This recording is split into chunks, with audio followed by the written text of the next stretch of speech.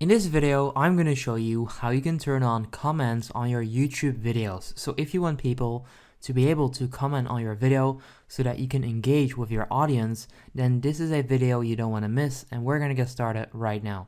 Okay, so you want to go into your YouTube studio, and then once you're here, you want to click on videos and you want to find a video.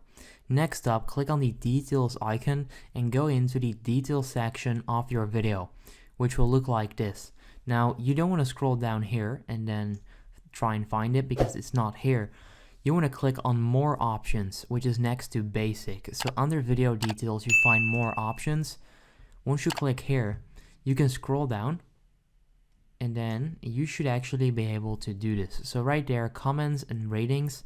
So you can then click right here and then right there you can say disable comments, right? So if you're not getting any comments, people cannot comment on your videos, you should not select disable comments, but you should select allow all comments or hold potentially inappropriate comments for review. So pretty much go here, make sure that it's not on disable comments and check one of these. If this video helps you out, make sure you go ahead and leave a like, and then I'll see you next time.